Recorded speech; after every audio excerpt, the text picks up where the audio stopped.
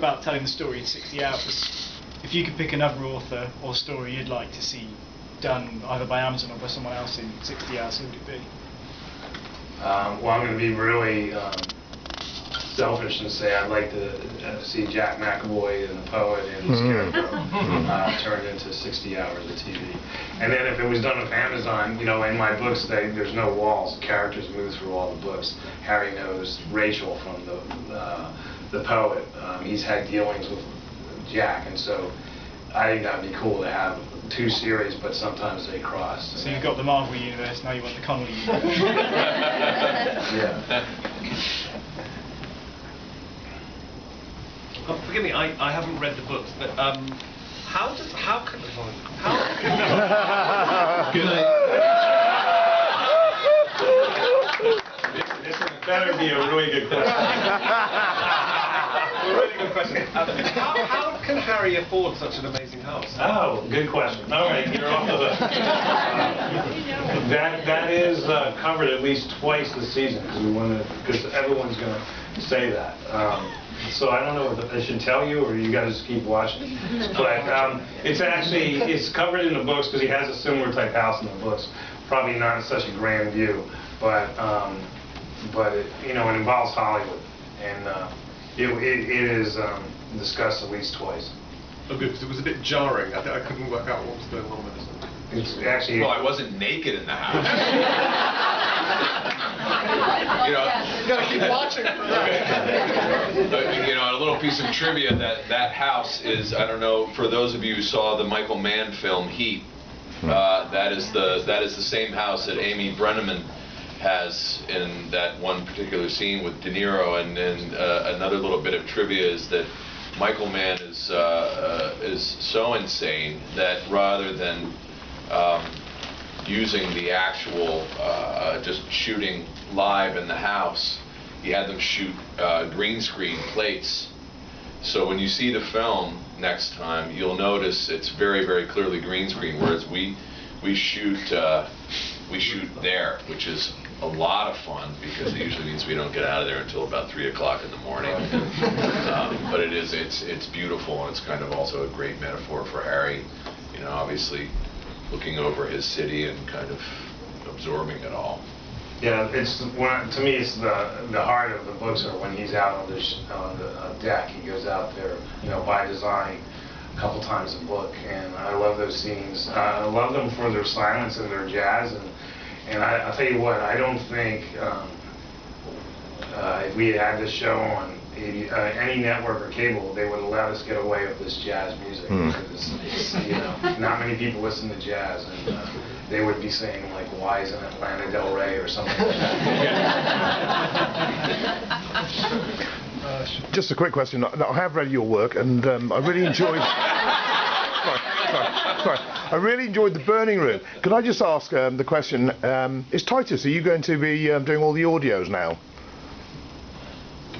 Well, I would certainly be more than happy to do that. Because you were really good on the Burning Room. Yeah, I did. And I enjoyed it. You know, quite a bit. I mean, it's great to sort of uncover in real time as you're reading the book all this stuff that's happening. And of course, there are many outtakes because I purposely don't read the book before recording the book. Right. Just sort of having a very brief sort of cursory knowledge of things, you know, correct pronunciations of names, locations, and things, because particularly in Burning Room, they happen to be in Spanish. But there was a lot of outtakes as I was reading the book where I would go, "Oh shit!" Let me go back and do that. Because as I call it Connolly judo, which is what Michael does in his books, is that he leads you down the path, and just when you think it was Colonel Mustard with the tire iron in the study, you know, you find out that, you know, you're on the mat going, "What just happened? No, it's completely wrong." And then Michael leads you down another path. So there was a lot of startled bad language as I was reading the book, kind of enjoying it in real time, and at times forgetting that I was having to kind of perform the book because I was so engrossed in what I was reading. See, now, don't you wish you had read the book?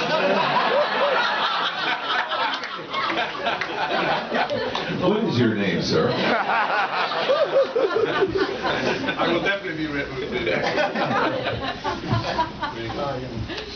Question one for each of you. Titus, had you actually read any of the books before? I actually haven't read any of the books. I had read one of the books years before, and it impacted me, and I remember thinking, what a great character, but I didn't, because I was asked this by a journalist today, did you immediately read the book and say, I must play Harry Bosch? And I said, well, I'm not that much of a clairvoyant, so no, but so when I read the script, of course I went, yeah, this is, you know, one would kill to play this guy. I couldn't write a better character for myself, and so what I had to do, because time was sort of the essence, and I was working on another project, I asked Michael, well, what's the best insight? What do I need to jump into? And so Michael sent over all of the Harry Bosch books, and said, I realized that I sent you all the books, you don't have time to read them all, so read City of Bones and Concrete Blonde, and then eventually Echo Park, when that was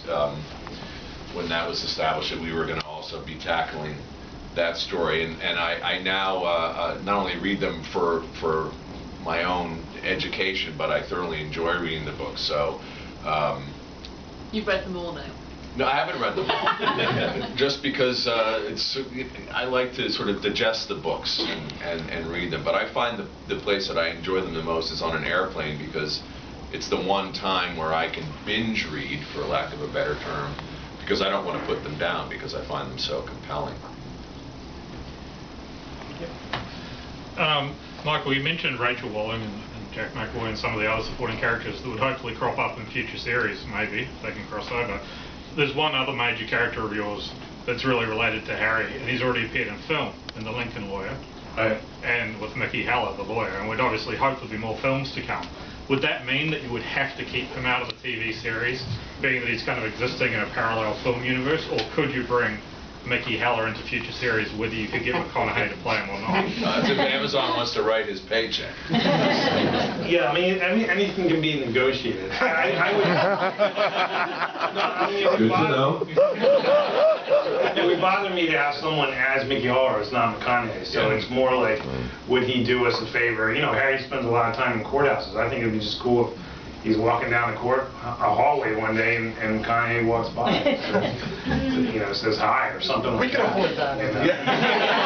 That's it. Just as long as he doesn't have a ponytail and a beard. Right. That's cold. My question is actually a music question. Michael, I know you like jazz a lot, and if you go onto your website, it's absolutely brilliant. But I wanted to ask Titus, what is your music taste related to anything that Harry listens to? Well, I actually love jazz as well. I listen to all different kinds of music, so I have not the encyclopedic knowledge of jazz that Michael does, but I listen to a lot of jazz myself. But for any character, when I'm in the process of sort of creating or working on one, I always sort of create my own sort of soundtrack for that character, and in the process of doing that, there was quite a bit of jazz in my own little personal soundtrack. A lot of Miles Davis, a lot of Thelonious Monk, Jaco Pastorius. I mean, sort of all over the map. So yes. You ask me what time it is, I tell you how to make a watch. I'm sorry. For a change, an Amazon question. Your rivals, who shall remain nameless, who did House of Cards, eventually released them as a box set. What is Amazon policy after the series you produce are available for downstreaming? Will they go to box sets in the long term?